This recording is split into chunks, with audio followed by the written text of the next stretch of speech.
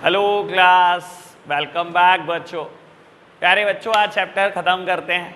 दो डिसीजंस मेरे रहते हैं बेटा, एक फाइनेंसिंग डिसीजन और दूसरा डिविडेंड डिसीजन। इन्वेस्टमेंट डिसीजन की भी बात करी और बेटा ये भी देख लिया कि बेटा फिक्स कैपिटल का मैनेजमेंट ज़रूरी क्यों है। बाबू सामने देखते रहो, आराम से फिनिश करते हैं फाइनेंसिंग डिसीजन और डिविडेंड डिसीजन।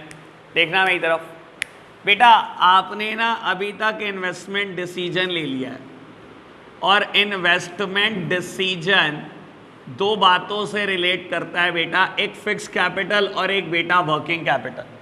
ठीक है ना बेटा, ऐसी ही है ना बात। बेटा फिक्स एसेट्स में कितना इन्वेस्ट करेंगे और करंट एसेट्स और डे टू डे खर्चों के लिए आपको कितना पैसा चाहिए, इन दो बातों से रिलेट करता था बेटा इन्वेस्टमेंट डिसीजन।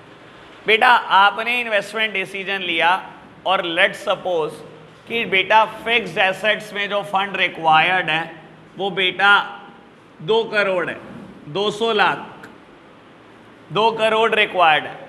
और बेटा आपने देखा कि वर्किंग कैपिटल या डे टू डे खर्चों के लिए आपको जो पैसा चाहिए वो बेटा 50 लाख है। इन्वेस्टमेंट डिसीजन में आपने इंश्योर करा, ये लॉन्ग टर्म इन्वेस्टमेंट डिसीजन है, ये शॉर्ट टर्म इन्वेस्टमेंट डिसीजन है। याद है आपको बेटा, दो ही तरीके का इन्वेस्टमेंट डिसीजन होता था, यानी कि फिक्स एसेट्स और वर्किंग कैपिटल।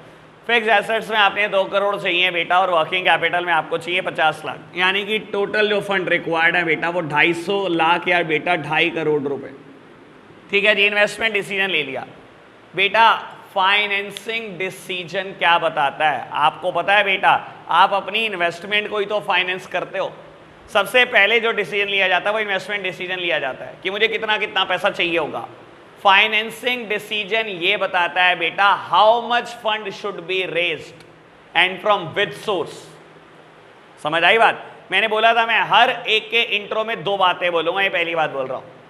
फाइनेंसिंग डिसीजन बताता है how much fund should be raised, और बेटा अगर इन्वेस्टमेंट डिसीजन ले चुके हो तो पता लग चुका होगा how much fund should be raised and from which source. कौन सा ऐसा सोर्स है बेटा जो आपको 250 लाख या 2.5 करोड़ दे सकता है? कितना इक्विटी से लूँ, कितना डेट से लूँ, कितना रिटेन अर्निंग, कितना प्रेफरेंस, कितना कमर्शियल पेपर, कितना पब्लिक डिपॉजिट, कितना बैंक लोन। सर ये बताता है फाइनेंसिंग डिसीजन। समझ आई पहली बात बेटा? बाबू फाइनेंसिंग डिसीजन एंश्योर करता है बेटा जिस टाइम पर आपको फंड रिक्वायर्ड हो उस टाइम पर मिले बेटा, जिस कॉम्पोजिशन में रिक्वायर्ड हो या जिस मोड ऑफ प्रोक्योरमेंट में चाहिए हो वैसे मिले। यानी कि बेटा फाइनेंसिंग डिसीजन इन 3 बातों के साथ भी रिलेट करता है। मेरे प्यारे बच्चों, इन तीनों बातों में बड़ा अलग अलग अंतर है। मैं क्या बोल रहा हूँ, फाइनेंसिंग डिसीजन एंश्योर करता है जिस टाइम आपको ये पैसे चाहिए हो बेटा उस टाइम आपको मिल जाए। ये बताता है बेटा किस कॉम्पोजिशन में और किस मोड ऑफ प्रोक्योरमेंट से पैसा मिल सकता है। बेटा मोड ऑफ प्रोक्योरमेंट मतलब मान लो बेटा पैसा मिल सकता है आपको इक्विटी शेयर से और बैंक लोन से, ठीक है ना। कॉम्पोजिशन मतलब बेटा ये 50 लाख दे सकता है, ये 200 लाख दे सकता है, हो सकता है बेटा ये 100 लाख दे सकता हो, ये 150 लाख दे सकता हो। ये आपकी चॉइस है, आपने कितना लेना है बेटा। कॉम्पोजिशन का मतलब है बेटा कितना कितना लेना है। मोड ऑफ प्रोक्योरमेंट का मतलब है बेटा कौन कौन दे सकता है पैसा। ठीक है ना। कई बार बेटा कंपनी इंटरेस्टेड होती है अपनी डेट इक्विटी रेशो 2:1 मेंटेन करने में, ठीक है ना बेटा, तो आप 2 गुना पैसा यहां से लेते हो बेटा, 1 गुना पैसा यहां से लेते हो। ठीक है ना, ये मेरा डेट है, हर लोन मेरा डेट है, हर लोन मेरा कर्जा है बेटा। ठीक है ना बेटा, तो एक कंपनी देखती है कि मेरे को किस कॉम्पोजिशन में लेना चाहिए। तो बाबू फाइनेंसिंग डिसीजन में मैं बोल रहा हूं बहुत सिंपल बात है। फाइनेंसिंग डिसीजन इंश्योर करता है जिस टाइम पर पैसा चाहिए हो, पहली बात है ये उस टाइम पर मिल जाए बेटा। जिस मोड ऑफ प्रोक्योरमेंट से पैसा चाहिए ये बता देगा बेटा, जिस कॉम्पोजिशन में कंपनी ने रेस करना कंपनी सोच। ठीक है ना। दूसरी बात मैंने बोली बेटा how much fund should be raised and from which source. Financing decision ये देखता है बेटा आपको कितना पैसा चाहिए बेटा और किस किस ऐसे कौन कौन से सोर्सेज हैं जो बेटा ये फंड आपको अवेलेबल करा सकते हैं। Normally that is considered to be the cheapest source of finance. Normally debt को हम सबसे सस्ता सोर्स ऑफ फाइनेंस मानते हैं। क्यों बेटा? क्योंकि बेटा डेट टैक्स सेविंग करा कर देता है। याद है ना टैक्स सेविंग बेटा, मैंने डेट के 4 फायदे बताए थे जो इक्विटी में कभी नहीं हो सकते। बताऊं, याद कराऊं दोबारा बेटा, जरूरत पड़ेगी आज फिर इसकी बेटा। टैक्स सेव करा कर देता है, ट्रेडिंग ऑन इक्विटी का एडवांटेज, फ्लोटेशन कॉस्ट कम, कंट्रोल डाइल्यूट नहीं करता। ठीक है ना बेटा। तो क्योंकि डेट टैक्स सेविंग करा कर देता है इसलिए डेट को बेटा चीपेस्ट सोर्स ऑफ फाइनेंस माना गया है। एक बात और बोल देता हूं बेटा, लास्ट टाइम पर ना एक MCQ आया बेटा, ठीक है ना, किसी स्कूल के हाफ ईयरली या प्री बोर्ड शायद हुए थे बेटा, उसमें पूछा गया कि इनमें से कौन सा source cheapest source of finance है। उसमें बेटा रिटेन अर्निंग ऑप्शन में था। अगर रिटेन अर्निंग ऑप्शन में हुआ तो आंसर इज रिटेन अर्निंग। क्यों बोल रहा हूं? क्योंकि रिटेन अर्निंग की ना कोई कॉस्ट होती, ना कोई रिस्क, ना कोई फ्लोटेशन कॉस्ट, इससे सस्ता कोई सोर्स है नहीं। अगर बेटा रिटेन अर्निंग ऑप्शन में नहीं है तो बेटा आंसर इज डेट। हमेशा ध्यान रखना, डेट को क्यों सस्ता बोला जा रहा है? क्योंकि डेट बेटा टैक्स सेव करा कर देता। समझ आई बात? अभी तक की बात और कोई दिक्कत? क्लियर है इंट्रो? बढ़े आगे। अब बता देता हूं ये टॉपिक अगले 10 मिनट में फिनिश हो जाएगा। बाबू अब एक बात समझने की कोशिश करना, मेरी तरफ देखना प्यारे बच्चों। अब ये बात को यहाँ पर बहुत आराम से आप समझना। बाबू अगर मैं देखूं तो कैपिटल स्ट्रक्चर भी तो ऐसी बात ही करता था। याद है आपको जब हम बात करते थे फैक्टर अफेक्टिंग कैपिटल स्ट्रक्चर, तो कैपिटल स्ट्रक्चर भी डेट और इक्विटी से रिलेट करता है। वो भी तो ये कहता है बेटा कब पैसा डेट से लेना चाहिए, कब इक्विटी से लेना चाहिए, जहां हम डेट को प्रायोरिटी देते थे। बेटा फाइनेंसिंग डिसीजन में भी फिर वही कहानी शुरू होगी। पेपर में डिफरेंशिएट कैसे करेंगे? बेटा इन दोनों में कोई खासा डिफरेंशिएशन नजर नहीं आता। लेकिन एक बात आप हमेशा ध्यान रखना, कभी भी केस स्टडी हिंट दे कि कंपनी फाइनेंस रेस कर रही है, फंड रेस कर रही है, and company wants to maintain debt equity ratio of 2:1, 1:1 या कुछ भी, हमेशा ध्यान रखना अगर वर्ड आ गया डेट इक्विटी रेशो तो बेटा सारी कहानी कैपिटल स्ट्रक्चर पे डाल देना। डेट इक्विटी रेशो कभी बढ़ना है बेटा तो सारी कहानी फाइनेंसिंग डिसीजन पे डाल देना। ये इकलौता हिंट होगा बेटा केस स्टडी आइडेंटिफिकेशन का इस चैप्टर की। समझ आई बात? ओके है बात? बढ़े आगे बाबू। अब बेटा टॉपिक स्टार्ट होता है फैक्टर अफेक्टिंग फाइनेंसिंग डिसीजन। वो कौन कौन से फैक्टर हैं बेटा जो फाइनेंसिंग डिसीजन को अफेक्ट करते हैं? ठीक है ना बेटा? आप सोचो बेटा वो कौन कौन सी बातें जो मुझे सोचनी चाहिए जब मैं किसी भी सोर्स ऑफ फाइनेंस से पैसा लेता हूँ। बहुत सारी चीजें सोचनी चाहिए। सबसे पहली चीज है बेटा कॉस्ट, दूसरी चीज है रिस्क, तीसरी चीज है फ्लोटेशन कॉस्ट। याद है मेरी टेबल? तीनों बातें लिखी हुई हैं बेटा। कॉस्ट भी रिस्क लिखा हुआ है, रिस्क भी लिखा हुआ है, फ्लोटेशन कॉस्ट भी लिखा हुआ है। बेटा मैंने नोट्स में एक एक लाइन लिखी हुई है, लेकिन बेटा एक एक लाइन से काम नहीं चलेगा। मैं बता रहा हूँ लिखना क्या है, सामने देखना मेरी तरफ। बेटा जब आप हेडिंग लिखोगे कॉस्ट तो आप ये बताओगे बेटा हर फाइनेंस की कुछ ना कुछ कॉस्ट होती है। All the finances may have some cost, all the finances. ठीक है ना? एक रिटेन अर्निंग को छोड़ दो, उसके अलावा ऐसा कोई सोर्स ऑफ फाइनेंस नहीं है जिसका कोई खर्चा नहीं। हर सोर्स ऑफ फाइनेंस की कुछ ना कुछ कॉस्ट होती है। फॉर एग्जाम्पल डेट की कॉस्ट है इंटरेस्ट, प्रेफरेंस की कॉस्ट है प्रेफरेंस डिविडेंड, इक्विटी की कॉस्ट है इक्विटी डिविडेंड। अब बेटा अपनी राय ना लिमिटेड रखना, कहीं ज्ञान ज़्यादा पेलने चले जाओ, कहीं बता के आओ जी डेट से ही पैसा लेना, इसकी कॉस्ट सबसे कम होती है, इंटरेस्ट सबसे कम होता है, ऐसा कोई ज्ञान मत पेल क्या ना। आपने ये बता दिया कि हर सोर्स ऑफ फाइनेंस की कुछ ना कुछ कॉस्ट होती है। एग्जांपल बता दिया कि डिवेंचर की कॉस्ट इंटरेस्ट है, प्रेफरेंस की कॉस्ट प्रेफरेंस डिविडेंड है, इक्विटी की कॉस्ट इक्विटी डिविडेंड है। बस आपने कंक्लूड ये करना है नॉर्मली हर फर्म चाहती है ऐसे सोर्स ऑफ फाइनेंस से पैसा लेना जिसकी कॉस्ट सबसे कम है। खत्म का ज्ञान नहीं पेलना ज़्यादा। हर फर्म चाहती है ऐसे सोर्स ऑफ फाइनेंस से लेना पैसा जिसकी कॉस्ट कम है। ये मत बताना इंटरेस्ट सबसे कम होता है। ऐसे ही हेडिंग लिखोगे रिस्क। बेटा हर सोर्स ऑफ फाइनेंस के साथ जुड़ा हुआ कोई ना कोई रिस्क है। डिवेंचर के साथ रिस्क ये होता है बेटा अगर आपने इंटरेस्ट या प्रिंसिपल में डिफॉल्ट करा तो कंपनी बंद करा देंगे। प्रेफरेंस के साथ रिस्क ये होता है बेटा ये अपना डिविडेंड क्यूमुलेट करके लेते हैं। और इक्विटी के साथ बोल लो बेटा कोई रिस्क नहीं होता। नॉर्मली हर फर्म चाहती है ऐसे सोर्स ऑफ फाइनेंस से पैसा लेना जिसका रिस्क सबसे कम है। ये नहीं बताना कि इक्विटी से ही लो। देन बेटा फ्लोटेशन कॉस्ट। बेटा flotation cost means cost of raising fund. बेटा हर सोर्स ऑफ फाइनेंस से पैसा लेने के लिए पहले पैसा खर्चना पड़ता है। इसे हम फ्लोटेशन कॉस्ट बोलते हैं या कॉस्ट ऑफ रेजिंग फंड बोलते हैं बेटा। नॉर्मली हर फर्म चाहती है ऐसे सोर्स ऑफ फाइनेंस से पैसा लेना जिसकी फ्लोटेशन कॉस्ट भी सबसे कम हो। ठीक है ना बेटा? जितनी ज्यादा फ्लोटेशन कॉस्ट होती है बेटा उतना ज्यादा सोर्स लेस अट्रैक्टिव होता है। समझ रहे हो ना बेटा? और ये मत कहना बेटा इक्विटी में कॉस्ट सबसे ज़्यादा है तो इक्विटी से मत लो पैसा, ज्ञान नहीं, ज्ञान बहुत है टीचर्स को आपके। बस ये बताओ बेटा कॉस्ट सबसे कम वहाँ से पैसा लेंगे, रिस्क सबसे कम वहाँ से पैसा लेंगे, फ्लोटेशन कॉस्ट सबसे कम वहाँ से पैसा लेंगे। क्लियर होगी तीनों हेडिंग? शक्ल देख लो, बस हेडिंग की शक्ल देखनी है, मैं तो आगे बढ़ रहा हूँ भाई। लो प्यारे बच्चों, बात करते हैं, आगे बढ़ते हैं बेटा। 3 हेडिंग फिनिश हो गई, अब अगली 2 हेडिंग पर मेरा एनालिसिस।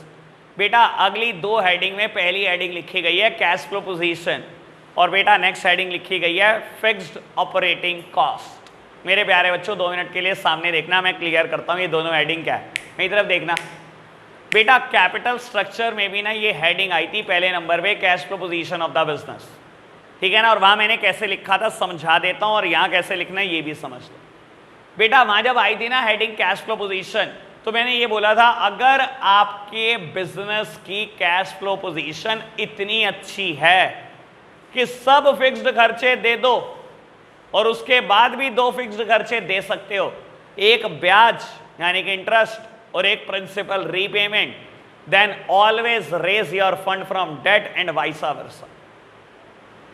यही बोला था बेटा कैपिटल स्ट्रक्चर में कि अगर आप मेरे बिजनेस की कैश फ्लो पोजीशन अच्छी हुई कि मैं सारे फिक्स्ड खर्चे तो दे रहा हूं और 2 और फिक्स्ड खर्चे निकालने की मेरे कैश फ्लो के पास इतनी हिम्मत है कि वो 2 खर्चे और निकाल सकता है, एक इंटरेस्ट और एक प्रिंसिपल रीपेमेंट, देन बेटा मेरे को हमेशा डेट के लिए जाना है, वरना बेटा मेरे को इक्विटी के लिए जाना है। क्योंकि बेटा अगर आपका कैश फ्लो पोजीशन रीपेमेंट नहीं निकाल पाया या इंटरेस्ट नहीं निकाल पाया तो कंपनी बंद हो जाएगी। तो ऐसा कोई रिस्क नहीं लेना, फिक्स्ड खर्चे निकालने के बाद 2 खर्चे निकालने की हिम्मत है तो डेट, ये बोलता था बेटा कैपिटल स्ट्रक्चर। अब बेटा फाइनेंसिंग डिसीजन में ना इस पर्टिकुलर हेडिंग के 2 टुकड़े कर दिए गए, यहाँ कैश फ्लो पोजीशन अलग कर दिया गया और फिक्स्ड ऑपरेटिंग कॉस्ट अलग कर दिया गया। करना क्या सुन लो, जब लिखोगे कैश फ्लो पोजीशन तो ये लिखना बेटा अगर आपके बिजनेस की स्ट्रॉन्ग कैश फ्लो पोजीशन है तो डेट से पैसा ले लो, फिक्स खर्चों की बात नहीं करनी, वो अगली हेडिंग है। अगर मेरे बिजनेस में स्ट्रॉन्ग कैश फ्लो पोजीशन है, पैसा बहुत पड़ा रहता है, डेट से पैसा ले लो। समझ गए ना मतलब बेटा, अगर कैश होगा डेट से पैसा लिया, ब्याज भी देनी पड़ी तो दे पाओगे, ठीक है ना। डेट से पैसा ले लो एंड वाइसा वर्सा, यानी कि अगर वीक कैश फ्लो पोजीशन है बेटा तो इक्विटी से पैसा लेना, डेट से पैसा नहीं लेना। और अगली हेडिंग है फिक्स्ड ऑपरेटिंग कॉस्ट, मेरी तरफ देखना। अगर बेटा बिजनेस के फिक्स्ड खर्चे पहले ही ज्यादा हैं तो बेटा अपनी सिरदर्दी और मत बढ़ाना, ये ना हो डेट से पैसा लेकर आ जाओ, पहले ही फिक्स खर्चे बहुत ज्यादा हैं, 2 और बर्डन ले लोगे क्या, फिक्स्ड इंटरेस्ट भी देते रहोगे रेगुलर और रीपेमेंट भी दोगे, तो बेटा अगर फिक्स खर्चे ज्यादा हैं तो बेटा इक्विटी से पैसा लो एंड वाइसा वर्सा। अगर फिक्स खर्चे कम है तो बेटा डेट से पैसा ले लो, फिर तो हम 2 बर्डन और झेल सकते हैं, एक ब्याज का और एक रीपेमेंट। समझ में आया? वहां जो हेडिंग थी ना उसके 2 टुकड़े कर दिए मैंने यहाँ पर, कैश फ्लो पोजीशन और fixed operating cost. Strong cash flow position always raise your fund from debt, ठीक है ना। फिक्स्ड ऑपरेटिंग कॉस्ट पहले ही ज्यादा है बेटा, always raise your fund from equity, और दोनों में वाइसा वर्सा लगा दे। क्लियर बात? 6th heading is control. बेटा same heading cut copy paste जो डेट में पड़ी थी, ओ सॉरी कैपिटल स्ट्रक्चर में पड़ी थी, मुझे कुछ नहीं बता, कैपिटल स्ट्रक्चर में भी हेडिंग पड़ी थी बेटा 6th नंबर पे, यहाँ पर भी 6th नंबर पे कंट्रोल। याद है ना बेटा, डेट कभी कंट्रोल डाइल्यूट नहीं करता, जबकि इक्विटी कंट्रोल आपका डाइल्यूट कर देती है किसी और के फेवर में। मैं एग्जांपल दे रहा था ABC, मैं बात कर रहा था मुकेश अंबानी की बेटा, ठीक है ना। मुकेश अंबानी कभी नहीं चाहता बेटा आप इक्विटी से पैसा लो, क्यों बेटा, अगर किसी और ने खरीद लिया ऐसे उसका कंट्रोल डाइल्यूट हो जाएगा बेटा, ठीक है ना। जबकि डेट में ऐसी कोई चीज नहीं होती जो आपका कंट्रोल डाइल्यूट कर दे बेटा। A company may afraid of takeover would prefer debt over equity। चलो जी बेटा, मेरे को नहीं करानी heading. 7th heading state of capital market. लो बेटा 7th हेडिंग की चर्चा करते हैं, फाइनेंसिंग डिसीजन बिल्कुल फिनिश। बेटा 7th हेडिंग है स्टेट ऑफ कैपिटल मार्केट। समझना कैपिटल मार्केट बेटा जिन्होंने अभी मुझसे नहीं पढ़ा उनके लिए आप समझो शेयर मार्केट, ठीक है। कैपिटल मार्केट कुछ और नहीं, शेयर मार्केट है। कहता है बेटा डेट या इक्विटी से पैसा लेने से पहले सोच लेना कि मार्केट की स्टेट कैसी है, शेयर मार्केट चल कैसी रही है। अगर बेटा शेयर मार्केट बूम पर है, हमेशा पैसा इक्विटी से लो, एक दिन में पैसा इकट्ठा हो जाएगा। देखो बेटा अगर मार्केट में बहुत बूम चल रहा होता है ना बेटा, दुनिया को पता है क्या लगता है, आज यार ये कंपनी 100 रुपए का शेयर दे रही है, कि कल को 103 रुपये का हो जाएगा, परसों 105 का हो जाएगा, 110 का हो जाएगा, बढ़ता भाई दिखाई देता बेटा। और बेटा इस लालच में लोग क्या करते हैं, फटाफट अप्लाई करते हैं बेटा, एक दिन में फंड रेजिंग हो जाती है, ठीक है ना। और अगर बेटा स्टेट ऑफ कैपिटल मार्केट ऐसी है कि रिसेशन चल रहा है, जो कि आजकल चल रहा है बेटा, बहुत गंदी टूटी हुई है शेयर मार्केट, ठीक है ना, रिसेशन चल रहा है, ऐसे केसेस में इक्विटी इशू करने का कोई फायदा नहीं होता। आप इशू करो, दुनिया खरीदेगी नहीं, दुनिया को लगेगा यार ये तो मार्केट टूट रही है, आज 100 का खरीद लिया, ये कल 98, परसों 95, छोड़ अब नहीं खरीदते। ऐसे केसेस में बेटा इंतजार करने का कोई फायदा नहीं है, चुपचाप जाओ बेटा बैंक लोन लेकर आ जाओ, बैंक लोन जल्दी मिल जाएगा बेटा, शेयर मार्केट में फंड रेजिंग नहीं होगी, पक्का। समझ आई बात। मार्केट में बूम है तो इक्विटी से पैसा ले लो, बिकेगा इक्विटी, मिनटों में बिकेगा। लेकिन बेटा मार्केट में बूम नहीं है, रिसेशन है, तो बेटा डेट से पैसा ले आओ चुपचाप से। समझ आई बात। ये बेटा पूरा का पूरा टॉपिक खत्म हो गया, रीड करके बताओ, फिर बढ़ते हैं आगे। चलो जी प्यारे बच्चों, डिविडेंड डिसीजन स्टार्ट करते हैं और बहुत आराम से समझना, ये एक इंपॉर्टेंट मुद्दा है। मुझे पेपर बनाना हो तो बेटा या तो आएगा कैपिटल स्ट्रक्चर या आएगा डिविडेंड डिसीजन, ठीक है जी। हमारे टाइम पर फिक्स था बेटा, आपको बता देता हूँ, मेरी तरफ देखना, चैप्टर की वर्थ थी 12 नंबर मेरे टाइम पर। आपके टाइम पर बेटा अगर चॉइसेस भी मिला लूँ तो 12 नंबर का आ जाता है ऑलमोस्ट, ठीक है। 10 का तो कंफर्म है बेटा, चॉइसेस भी देख लो इधर उधर की तो बेटा 12 नंबर का आ जाता है। बेटा मेरे टाइम पर 6 नंबर का क्वेश्चन आता था, वेक्टर, वेक्टिंग, फिक्स कैपिटल और वर्किंग कैपिटल चॉइस में 6 नंबर में लिखने को डायरेक्ट। हमारा टाइम कुछ और था भाई, हम तो डायरेक्ट ही चिपकाते थे तभी नंबर मिलते थे, 6 नंबर। और बेटा एक क्वेश्चन आ जाता था बेटा, या तो कैपिटल स्ट्रक्चर के वेक्टर वेक्टिंग, या बेटा डिविडेंड डिसीजन, या फाइनेंसिंग डिसीजन। अगर टीचर के दिमाग में कुछ और होता था वो 3 नंबर के 2 क्वेश्चन बनाता था। कभी बेटा देता था इन्वेस्टमेंट डिसीजन, क्योंकि वहां पे 3 हेडिंग है, और बेटा देता था ट्रेडिंग ऑन इक्विटी 3 नंबर। कई बार ऐसे आता था 6 + 3 + 3, ठीक है ना। आपके लिए बेटा हालात थोड़े से तो बदलेंगे, ठीक है ना, केस स्टडीज में आएंगी हर चीज, लेकिन मैं बोल रहा हूँ रिपीटेडली आएगा डिविडेंड डिसीजन, रुकेगा नहीं बिल्कुल भी। फाइनेंसिंग डिसीजन क्योंकि कैपिटल स्ट्रक्चर जैसा सेम है, अब दोनों टॉपिक एक जैसे नहीं दिए जा सकते आपको, ठीक है ना। आपको डिविडेंड डिसीजन ही दिया जाएगा बेटा, पक्का।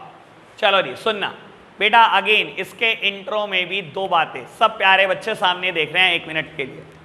बेटा आपको याद होगा कंपनी सबसे पहले पेमेंट देती है डिबेंचर का इंटरेस्ट, याद है आपको बेटा बात। EBIT में से मैंने इंटरेस्ट दे दिया, बचा EBT।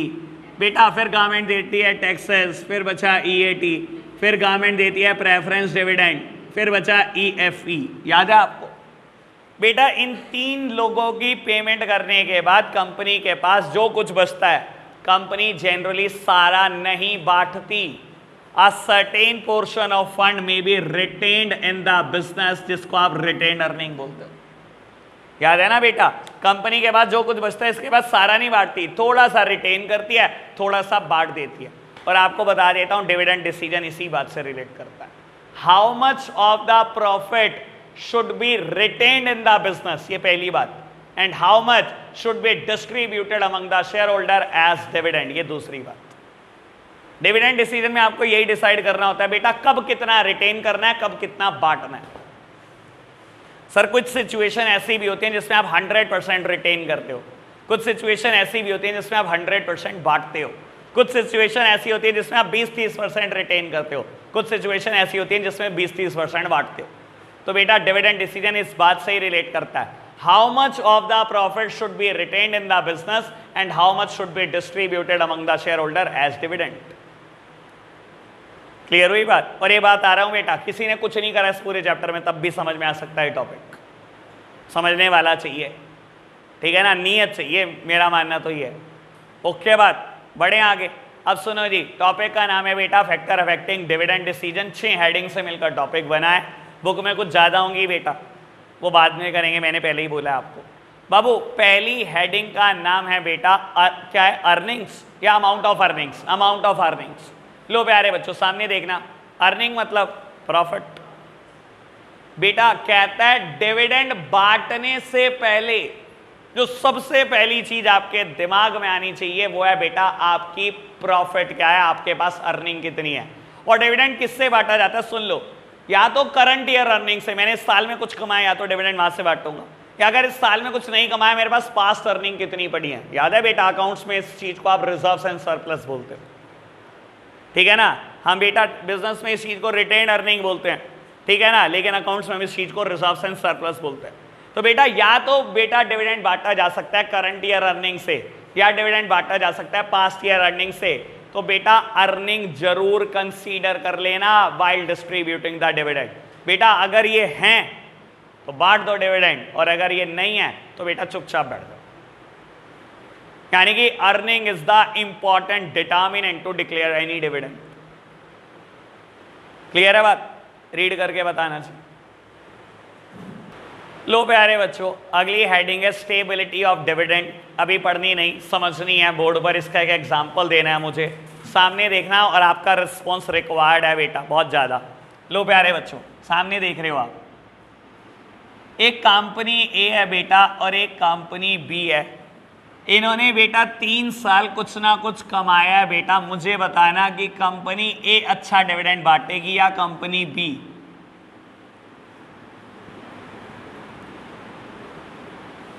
कंपनी ए अच्छा डिविडेंड बांटेगी या कंपनी बी? हिमांशु भाई कुछ विचार व्यक्त करो।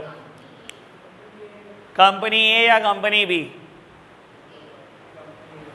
यार मैं गैस करना है भाई, मैं कौन सा तुम्हें कह रहा हूँ, तुम्हारे पीएचडी करी हुई है इस चीज़ पे। ए या बी? ए, सारे कह रहे हैं ए। कोई बी वाला ग्राहक? शिवम गुरेजा कह रहे हैं नहीं। बी की तरफ है नमन बी, और बस बाकी अभी बीच वाला कौन कौन है जो यहाँ पर है? कह रहे ना कंपनी है ना कंपनी बी। वो ये कैटेगरी थोड़ी गलत होती है अंश।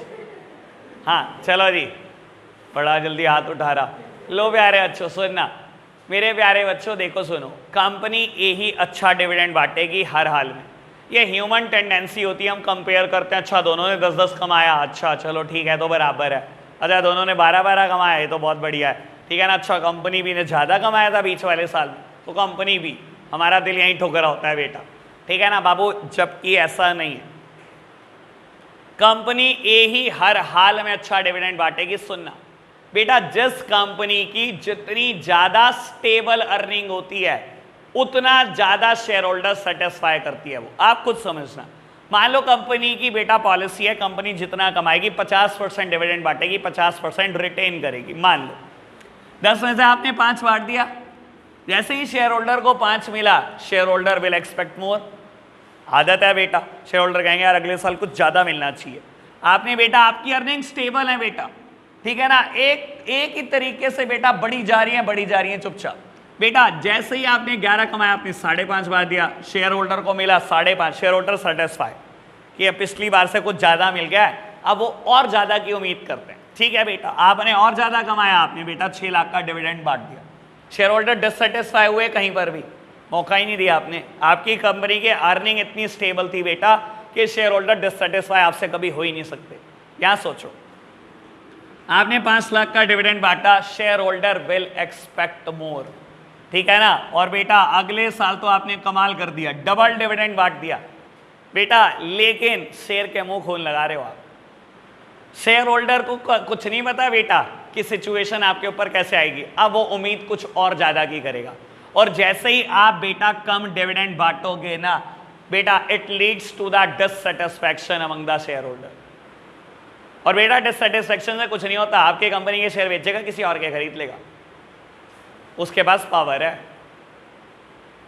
हमेशा ध्यान रखना बेटा, जिस कंपनी की अर्निंग जितनी ज्यादा स्टेबल होती है वो उतनी बेटर पोजीशन में होता है डिविडेंड बांटने के, ठीक है ना। मैं एग्जांपल 20 लाख की जगह चेंज कर देता हूं, ये तो मैंने ऐसे कंपैरिजन के लिए करा। 10 के बाद आपने कमाए 4 लाख, फिर 12 लाख, फिर 18 लाख, फिर 2 लाख, फिर 1 लाख। सर यहां पर अगर आप 9 लाख का डिविडेंड बांटोगे, शेयर होल्डर क्या उम्मीद करेगा कि अगले साल आप 1 लाख देने वाले उसको?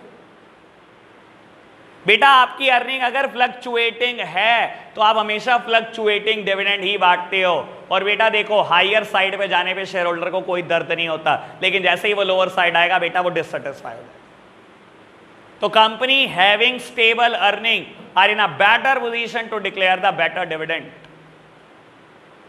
and company having fluctuating earning will declare the fluctuating dividend and it leads to the dissatisfaction among the shareholder।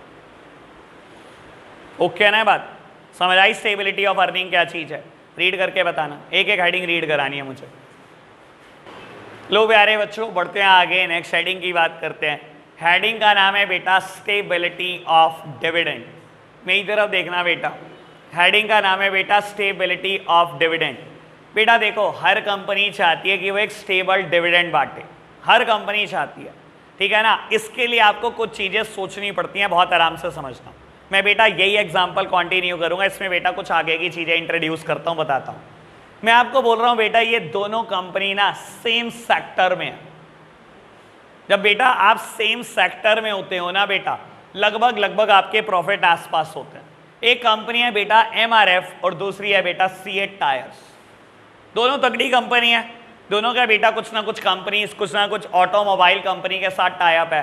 Royal Enfield MRF के टायर इस्तेमाल करता है, तो बेटा होंडा कहीं ना कहीं सीएट को भी प्रेफरेंस देता है। तो दोनों कंपनी के अपने अपने टाई अप है और दोनों बेटा सेम सेक्टर की कंपनियां आसपास कमा रही है। पहले साल आपने भी 10 कमाए, आपने भी 10 कमाए। बेटा बिजनेस से तो कमाने भी आपने 11 ही थे, मैंने एग्जाम्पल लिखा था 20 लाख, बिजनेस से आपने भी 11 ही कमाने थे।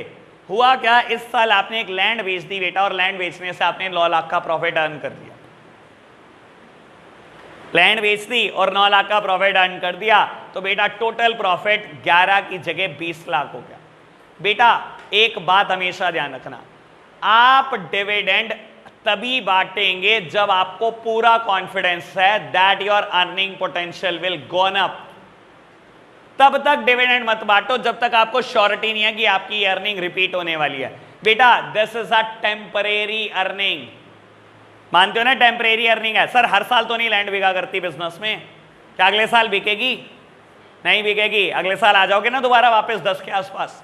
तो बेटा ध्यान रखना, हर कंपनी के लिए बात है बेटा, कभी भी टेम्परेरी अर्निंग से डिविडेंड नहीं बांटते।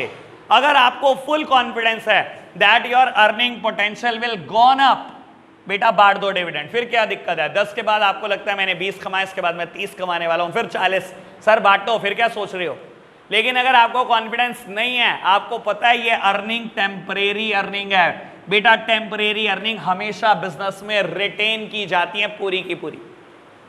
आप सोचो ना, आपके बिजनेस की अर्निंग 11 लाख है, इससे बांटो डिविडेंड 5.5 लाख, अगले साल 12 कमाया, 6 बांटो बेटा, शेयर होल्डर कभी डिससेटिस्फाई नहीं होगा।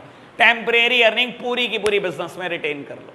ना तो कभी टेम्परेरी अर्निंग से डिविडेंड बांटा जाता, ना बेटा स्मॉल अर्निंग से। कहने का मतलब है बेटा अगले साल आपने कमाए 10 लाख 100 रुपए, ये मत कहना 5 लाख 50 रुपए का डिविडेंड, चुपचाप 5 ही लाख बांट दो, 100 के 100 रिटेन कर दो। ना तो कभी बेटा स्मॉल अर्निंग से डिविडेंड बांटा जाता, और ना ही कभी बेटा टेम्परेरी अर्निंग से डिविडेंड बांटा जाता। समझ आई बात? रीड करके बताना। लो प्यारे बच्चों, इसके बाद 4th नंबर पर हेडिंग है बेटा ग्रोथ अपॉर्चुनिटीज। बेटा ग्रोथ अपॉर्चुनिटीज समझना, मेरी तरफ देखना। आपकी कंपनी अभी पहले साल पर है और कुछ प्रोड्यूस करिए, लेट्स सपोज कंपनी का काम है चेयर प्रोड्यूस करना। बेटा आपने फर्स्ट ईयर एक ही मशीन लगाई, चेयर प्रोड्यूस करी, एक मशीन चेयर प्रोड्यूस कर सकती है 20,000, आपने 20,000 शेयर प्रोड्यूस करी बेटा, 18,000 बिक गई। कंपनी को पूरी उम्मीद है कि कंपनी ग्रो करने वाली है अभी बेटा, ठीक है ना, पहला ही साल था बेटा, अभी तो ग्रो करना है, बहुत ग्रो करना है बेटा। ग्रोथ कंपनी को डिविडेंड बांटना चाहिए या बेटा फंड रिटेन करने चाहिए, बस ये बता दो, आपने गेस करना। सर ग्रोथ कंपनी कभी डिविडेंड नहीं बांटती। ग्रोथ कंपनी, अच्छा एक बात बताओ, सोचो आपने आज 18,000 शेयर बेची, जो भी प्रॉफिट हुआ आपने डिविडेंड बांट दिया, अगले साल बेटा दूसरी मशीन खरीदने की रिक्वायरमेंट पड़ी, अब क्या करोगे? लोन। पहले बांट दो डिविडेंड, फिर बाद में लोन मांगते रहो। सर ग्रोइंग कंपनी कभी भी डिविडेंड नहीं बांटती। 100% of the funds are retained in the business. सब रिटेन करो बेटा, कुछ नहीं बांटना, ठीक है ना। जब जैसे जैसे आपको ग्रोथ नजर आएगी वैसे वैसे रिटेन करते चले जाओ। और नॉन ग्रोथ कंपनी, उसके क्या हाल है बेटा? जब पता है ग्रोथ होनी ही नहीं, मशीन कभी खरीदनी नहीं, तो बेटा किसके लिए रखना? कंपनी से आर्टिफिशियल पर्सन, खुद तो नहीं खाएगी ना पैसा, बांटो सारे शेयर होल्डर में, जिन्होंने पैसा लगाया बेटा उनको तो दो कुछ, उनको ही खुश रख लो। समझ आई बेटा? ग्रोथ कंपनी रिटेन करती हैं बेटा, और नॉन ग्रोथ कंपनी डिविडेंड बांटती हैं खुलकर, ठीक है। अगली हेडिंग साथ साथ करेंगे, फिर रीड करेंगे। अगली हेडिंग का नाम है बेटा कैश फ्लो पोजीशन। बेटा इधर देखना मेरी तरफ, आपको बता देता हूं, अभी आपने फर्स्ट हेडिंग पढ़ी थी बेटा, अमाउंट ऑफ अर्निंग। डिविडेंड बांटने से पहले बेटा profit is the important determinant to consider. Profit एक जरूरी चीज है, लेकिन बेटा साथ साथ कैश फ्लो पोजीशन भी बड़ी जरूरी चीज है। आपको याद होना चाहिए, इस चीज का डिस्कशन मैं वहां पर भी कर चुका हूं कैपिटल स्ट्रक्चर में। याद है बेटा, फर्म में have a high EBIT balance but low cash balance, वहां पर भी बात करी थी। बेटा आप सोचो, कंपनी ने प्रॉफिट तो कमाया जी 5 करोड़, लेकिन कंपनी के पास कैश पड़ा है 50,000, डिविडेंड बांट दोगे? Dividend is always paid in cash, ये बात मैंने पहले भी करी थी। इंटरेस्ट, टैक्स, प्रेफरेंस का डिविडेंड, इक्विटी का डिविडेंड हमेशा कैश पे होता है, नेवर इन काइंड। काइंड भी नहीं दे सकते। मैंने प्रॉफिट कमाया 5 करोड़, बिजनेस में पड़ा कैश 50,000, बेटा प्रॉफिट होने के बाद भी डिविडेंड सिर्फ 50,000 ही बढ़ सकता है। तो बेटा कैश फ्लो पोजीशन भी कंसीडर कर लेना डिविडेंड बांटने से पहले। अगर बिजनेस में स्ट्रॉन्ग कैश फ्लो पोजीशन है तो बेटा हाइयर डिविडेंड, और बेटा अगर बिजनेस की कैश फ्लो पोजीशन खराब है तो बेटा लो dividend, that means retain earning ज्यादा। समझ आई बात? रीड करना। फिर लास्ट हेडिंग बेटा, last heading is taxation policy. लो बेटा फिनिश करते हैं, चैप्टर भी फिनिश हो जाएगा, समझना बेटा। टैक्सेशन पॉलिसी भी एक बड़ी इंपॉर्टेंट चीज है जो डिविडेंड बांटने से पहले आपको कंसीडर करनी चाहिए। बेटा डिविडेंड पे ना एक टैक्स लगता है नोन एज सीडीटी और डीडीटी। सुनना, डिविडेंड पर बेटा एक टैक्स लगता है नोन एज सीडीटी और डीडीटी। सीडीटी मतलब कॉर्पोरेट डिविडेंड टैक्स और डीडीटी मतलब डिविडेंड डिस्ट्रीब्यूशन टैक्स। ठीक है ना, एक ही बात है बेटा, कुछ भी बोलो, सीडीटी बोलो या डीडीटी। आपको बता देता हूं बेटा, कानून ने, गवर्नमेंट ने ना कंपनी को फंसाया हुआ है बेटा डिविडेंड के टैक्स देने में, और शेयर होल्डर के हाथ में बेटा कोई टैक्स नहीं लगता। समझना, कंपनी ने प्रॉफिट कमाया 50 lakh and company wants to distributed among us the shareholder. ठीक है ना, लॉ कहता है, कानून कहता है, गवर्नमेंट कहती है कि आप टैक्स दोगे कंपनी इस 50 लाख पे डिविडेंड बांटने से पहले। क्योंकि बेटा देखो, कानून अगर मुझे भी बनाना तब भी यही होगा, क्योंकि एक कंपनी से बेटा टैक्स लेना आसान है। होगा क्या, आपने सबको बांट दिया, आपके 1 लाख शेयर होल्डर है, फिर 1 लाख को बेटा इकट्ठा करना पड़ेगा, सबको नोटिस भेजना पड़ेगा कि लाओ अपना अपना टैक्स जमा कराओ। 1 लाख को इकट्ठा करना, उनसे टैक्स मांगना कितना मुश्किल होगा। एक कंपनी को फंसाना कितना आसान है। तो कंपनी फंसी हुई है बेटा, लॉ ने कंपनी को फंसाया हुआ है कि कंपनी, आप ही जब भी डिविडेंड बांटने लगोगे आप टैक्स दोगे, शेयर होल्डर को जब मिलेगा वो टैक्स फ्री होगा, क्योंकि एक इनकम पे एक ही तो बार टैक्स ले सकते हैं, डबल टैक्स थोड़ी लेंगे। तो ये समझ में आया बेटा कि कंपनी को टैक्स देना है, ये सीडीटी और डीडीटी। अब मैं बोल रहा हूं बेटा, जब कंपनी डिविडेंड बांट रही थी, मान लो 20 लाख का डिविडेंड बांटना था, ये टैक्स का रेट ना बहुत ज्यादा चल रहा था। सीडीटी का रेट चल रहा था बेटा 40%, बहुत ज्यादा टैक्स रेट चल रहा है 40%। सर आज बांटोगे ना, शेयर होल्डर के हाथ लगेगा क्या? 12 लाख, 20 लाख में से बेटा 40%, 8 लाख तोड़ ही जाएगा। सर आज ज्यादा मत बांटो, टैक्स रेट ज्यादा है तो डिविडेंड ना कम बांटना चाहिए। ठीक है, कितना बांट दो, कुछ भी सोच लो बेटा, कोई फिगर, 5 लाख, 6 लाख बांट दो, 5 लाख बांट दो।